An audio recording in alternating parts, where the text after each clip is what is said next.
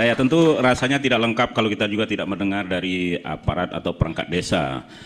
Tentu mereka kemarin ikut juga berdemo ke Jakarta. Nah, kita bagaimana sih melihat bagaimana sih hubungan kerja dengan kepala desa, dan kemudian kita juga menginginkan bagaimana pemerintahan desa itu yang efektif dan efisien. Nah, baik kepada Pak Muhammad Tahril ya, tentu ingin menjelaskan seperti apa sebenarnya sebagai ketua Persatuan Perangkat Desa seluruh Indonesia. Silakan Pak Tahril. Assalamualaikum warahmatullahi wabarakatuh. Salam sejahtera untuk kita semua. Om Swastiastu, Namo Buddhaya, salam kebajikan. Yang terhormat Bapak Moderator, yang terhormat Bapak Eko, orang tua saya yang sering tak datang ini, riwari bisa Pak ya. Yang terhormat Bapak Januar dari Komisi 2, saya juga tidak asing. Juga Ibu Estu, yang saya hormati juga Pak Parman ya dari komite pemantau ya.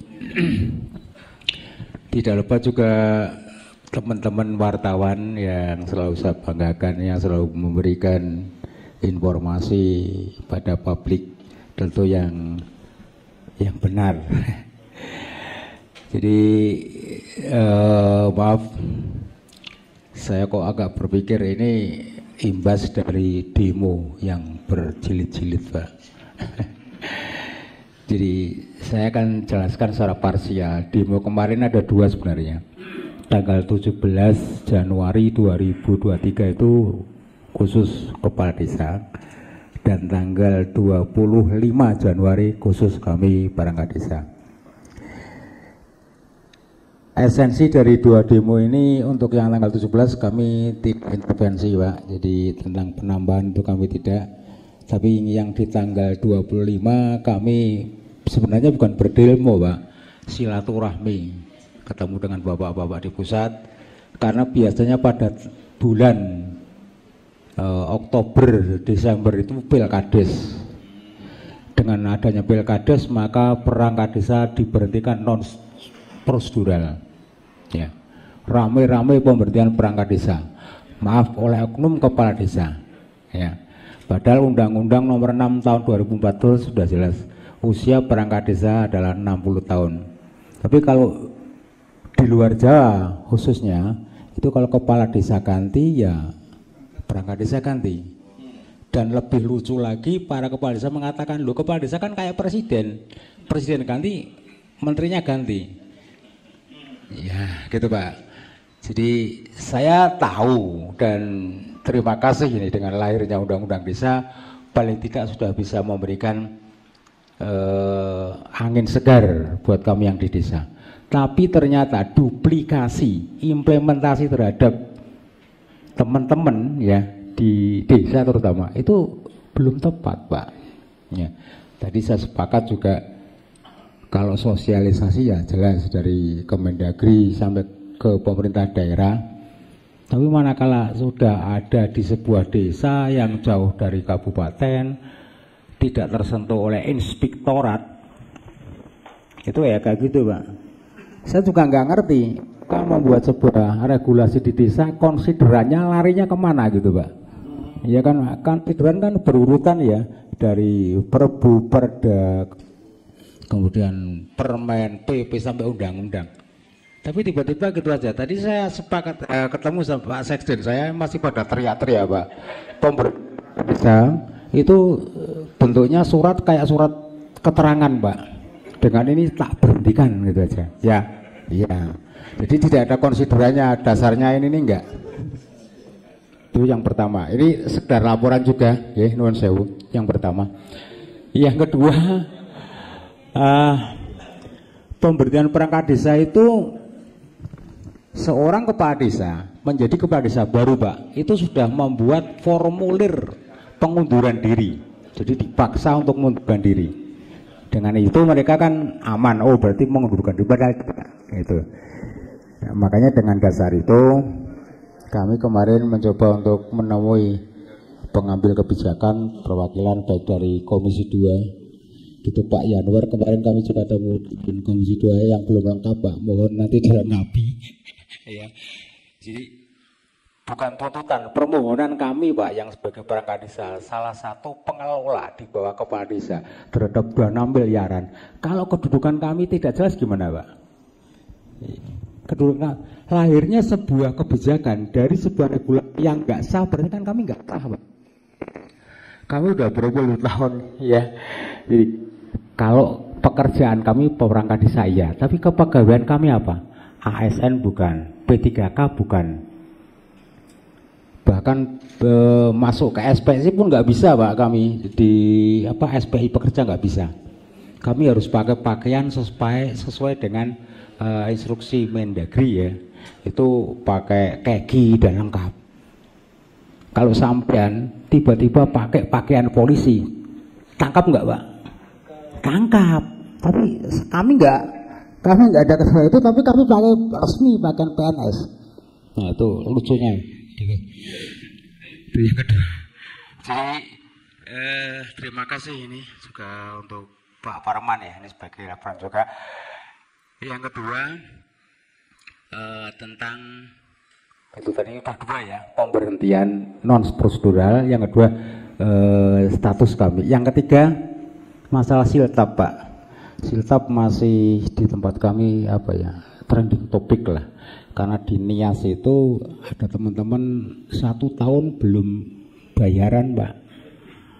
Padahal kita sebagai seorang muslim itu berilah upah sebelum, nah kita 1 tahun Pak udah kering banget, udah kering keruntang keringatnya.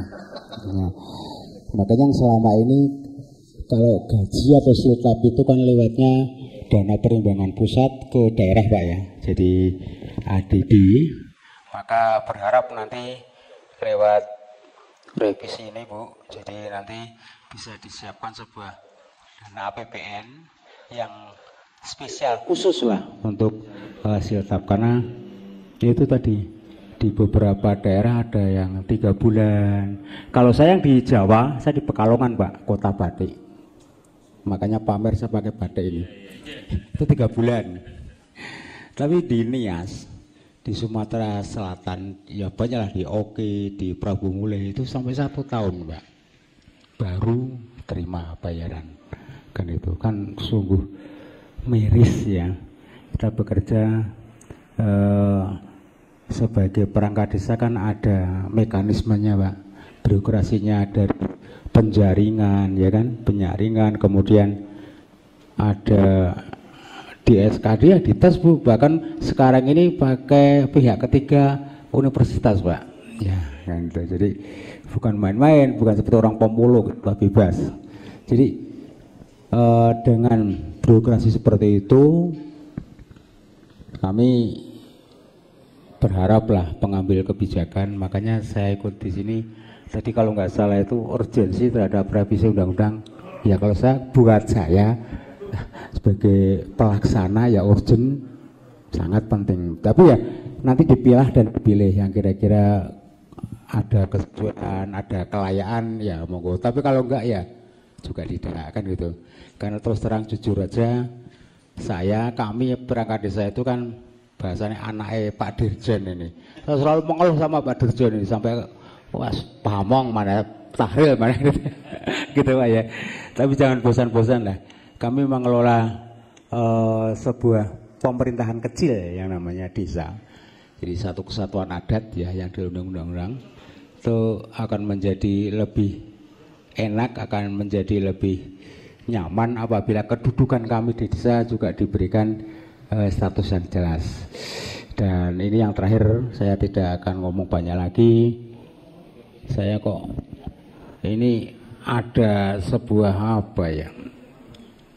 lagi trending ini, lato-lato ini. Di lato-lato ini saya kok lihat kok ini kok kita ada bentur-bentur karena mainan lato-lato loh, dik. Jadi ini mitos apa? Jadi kayaknya muncul lato-lato tiba-tiba desa ramai trending Pak gitu loh. Kepala desa sama perangkat desa dibuat lato-lato. Nah, itu makanya kita hati-hati apalagi menjelang tahun politik 2024. Kenapa Pak? Anak kecil itu loh Pak. Lato-lato. Ya itu. Jadi kami juga sempat apa ya, kami kok dibenturkan sama bapak saya, kepala desa saya kan itu. Jadi ini tak perlu rapokan, imbas Silatnas kemarin ini sudah ada 124 perangkat desa diberhentikan ya. Yang ikut Silatnas diberhentikan. Nah itu kan korban lagi. Ya. Kenapa Pak? Diberhentikan kepala desa. Iya, berhentikan kepala desa Pak. Pakai WA aja kali ya. Ya, iya itu. Pakai suratnya surat keterangan itu. Jadi tidak mengingat itu enggak. Jadi saya berhentikan kan itu aja. Itu saya kira beberapa hal yang bisa saya sampaikan. Maaf bahasa saya karena saya orang desa katrok Pak. Jadi tidak seperti saya beliau-beliau ini yang di pusat. Enggak. Seorang desa hanya bisa mengatakan sesuatu yang objektif apa adanya. Jadi lebih baik seperti itu. Kami jujur permintaan kami pun tidak neko-neko, hanya saya perangkat desa ada di desa mengelola keuangan desa dari pusat. Kedudukan kami biar sah Pak. Ya. Jadi biar itu perangkat desa. Misalnya contohnya ini usulan Pak Dirjen, kita diberikan label APD, aparatur pemerintah desa, ya kan, dengan payung hukum atau regulasi untuk kami, kan gitu. Dan itu akan sangat luar biasa. Saya sepakat kalau pemerintah desa bersatu, desa akan maju dan Indonesia akan jaya. Ya. Jadi sekali lagi, kalau pemerintah desa bersatu, desa akan maju, Indonesia akan jaya. Terima kasih, mohon maaf atas segala kekurangan. Terima kasih atas segala perhatian. Saya wallahul muwaffiq ila aqwamit thoriq. Assalamualaikum warahmatullahi wabarakatuh. Waalaikumsalam warahmatullahi wabarakatuh. Luar biasa ya. Oke, tepuk tangan boleh nggak apa-apa. Luar biasa ini Pak perangkat desa ya. Wawasannya luar biasa. Nah itu semacam aspirasi tentunya ya.